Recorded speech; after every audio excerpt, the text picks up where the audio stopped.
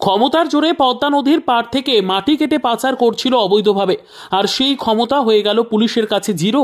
কারণ পুলিশের কানে যেতেই সাগরপাড়া থানার ভারপ্রাপ্ত আধিকারিকের নির্দেশে ঘটনাস্থল থেকে আটক করেছে 7 জন মাটি মাফিয়াকে। আর এতেই হই হই কাণ্ড, কারণ এর আগে এমন ঘটনা ঘটেনি। তাই এলাকাবাসী সাধুবাদ জানিয়েছে পুলিশ প্রশাসনকে।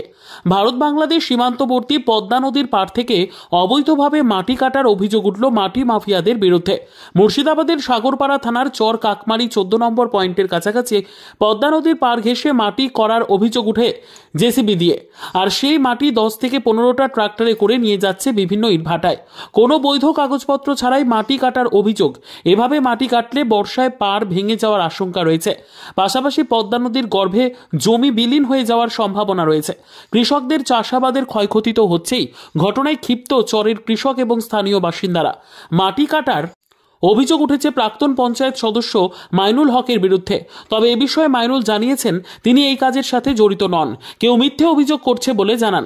যদিও তিনি জানিয়েছেন এই মাটি কাটার সঙ্গে তার সম্পর্ক নেই। খবর পেয়ে ঘটনাস্থলে পৌঁছয় সাগরপাড়া থানার পুলিশ পৌঁছে বেশ কয়েকটি ট্রাক্টর আটক করেছে বলে জানা গিয়েছে। পাশাপাশি 7 জনকে আটক করা হয়েছে। খবর 24, যা সত্য তা প্রকাশিত। আমরা কাটাবো কেন? আমাদের টেন্ডার না কাট টেন্ডার? যারা টেন্ডার লিয়েছে তারা কাটাচ্ছে, জমিওয়ালাদের জমি কিনি তারা মাটি কাটাচ্ছে। এই তো আমাদের যতটুকু জানা আছে এটাই। বলছে পদ্মা নদীর একদম পাড় ঘেঁষে এমনভাবে মাটি কাটা হচ্ছে সেটা জল ঢুকলে ধসে যাবে বা ভালো জমি নষ্ট হবে, এরকম বলছে। আমার জানা মতে যেটুকু আমি জানি, বিএসএফ ক্যাম্পে যখন মাটি কাটা হচ্ছে, বিএসএফরা নদীর ধারে মাটি কাটতে দেবে না। সেই বিএসএফের নলেজই মাটিটা কাটা হচ্ছে, কোথায় মাটি কাটা না হচ্ছে। অবশ্যই বিএসএফের নজরদারিতে আছে। এটা যারা করেছে এটা বদমেশিগিরি বলছে এটাই। আচ্ছা, আপনার বলছে প্রাক্তন মেম্বার মাইনুল, তারাই মাটি কাটাচ্ছে, আপনাদের নাম আসছে, কি বলবেন? ও আমার নাম দিয়েছে না। ও এখানকার যে সিপিডব্লিউ যে কাজটা হচ্ছে ক্যাম্পে, এখানকার সিপিডব্লিউ যখন কাজটা শুরু হওয়ার আগে থেকে এখানকার যে ইঞ্জিনিয়ার্সটা তাদের সঙ্গে আমাদের পরিচয় আছে। আমরাও ছোটোখাটো একটা কন্ট্রাক্টারি ব্যবসা করি, সে অনুযায়ী আলাপ আলোচনা আছে। সেই আলোচনা থেকে তারপরে কন্ট্রাক্টার হলো, কন্ট্রাক্টারের সঙ্গে কথা বলি, ওদের সঙ্গে কথা বলি এটাই। তাছাড়া আমাদের ওরা কাজ করছে জমিওয়ালাদের জমি কিনে মাটি ফেলাচ্ছে ওদের। ওটা সিপিডব্লিউ জানে। আপনি জড়িত নাই সেটাই বলছেন? না, এর মধ্যে আমি কোনো জড়িত নাই। আপনার নাম? মাইনুল হক। মাটি এখানকার আপনার এক্স মেম্বার পিছিয়ে মাইনুল কাটাচ্ছে। এখানে আপনার নদীর ধারে মাটি কাটাচ্ছে এমনভাবে যাতে আপনার নদীর যখন বন্যার জল ঢুকে তখন আপনার ওই সঙ্গে সঙ্গে ভাঙিয়ে চলে যাবে এরকমভাবে। এর আগে একবার এরকম মাটি কাটা হয়েছিল, তারপরে আপনার এই চাষাবাদের জমি সব ভেঙে গেছে। হ্যাঁ, যাতে এই যে মাটিটা না কাটা হয় তার জন্য আপনার বিডিও, থানা ও আপনার ভূমি দপ্তরের যেসব লোকজন আছে তাদের কাছে আমাদের আবেদন যাতে মাটিটা না কাটা হয়।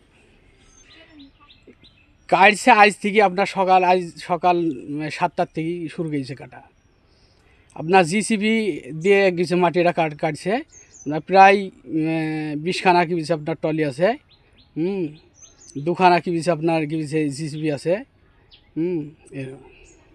কৃষকদের জমি ভেঙে গেলে ধরেন খাইতে পাবে না, এই এক বিষয়, প্রধান বিষয়।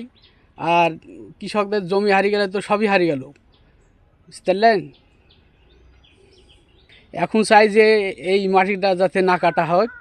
হ্যাঁ, এটাই আমরা চাই, যাতে মানুষ আপনার চাষাবাদ করে খাইতে পারে। আমার নাম রেজাউল করিম। আপনি কি বহুদিন ধরে অ্যালার্জি রোগে ভুগছেন? অনেক জায়গায় অনেক ডাক্তারবাবুকে দেখিয়ে ওষুধ খেয়েও কোনো সমাধান পাননি?